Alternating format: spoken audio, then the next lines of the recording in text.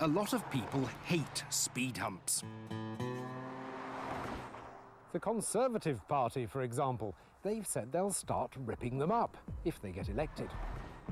And paramedics.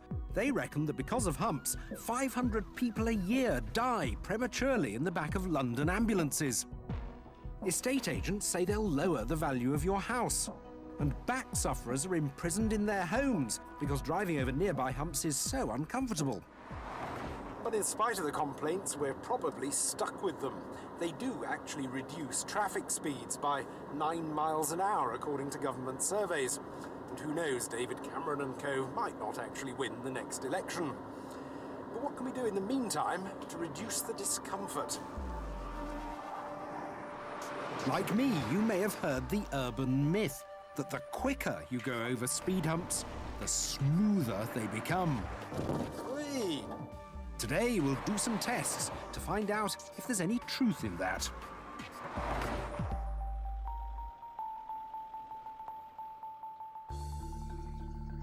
Incidentally, there's no such thing as a typical speed hump. They come in a vast range of shapes and sizes. The one here at the Millbrook Proving Ground is modelled on the species you find in Bedfordshire. It's 3.7 metres long, 100 millimetres high, and looks in profile like a bit chopped off a circle.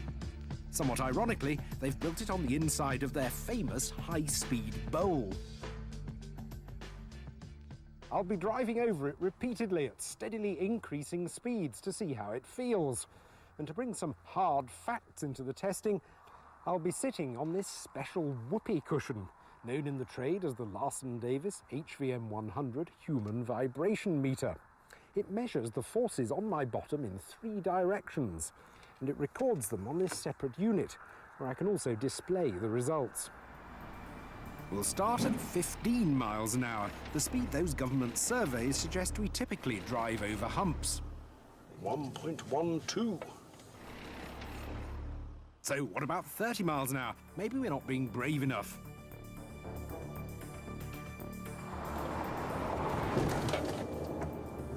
Oh no, I'm afraid not. That's 2.29. Ooh, so that's certainly implying that even increasing from 15 to 30 miles an hour is getting a rougher ride. Ooh. Now let's try 45 miles an hour.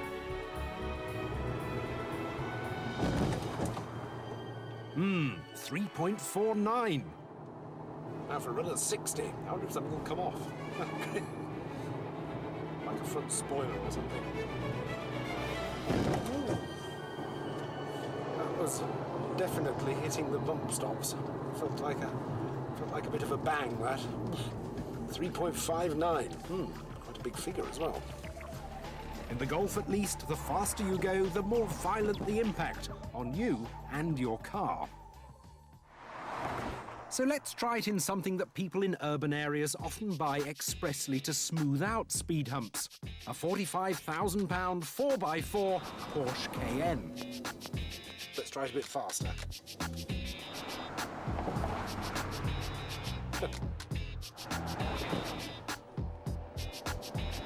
And 60. Whee! At every speed, it was significantly better than the Golf. But still, the faster you go, the more uncomfortable it got.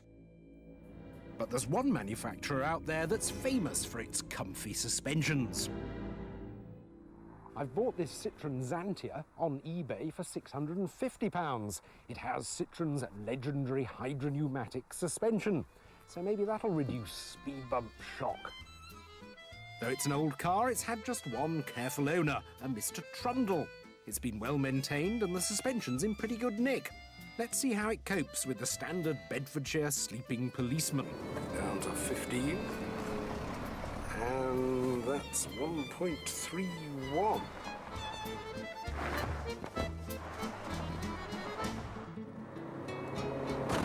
Whoa, that hit the socks.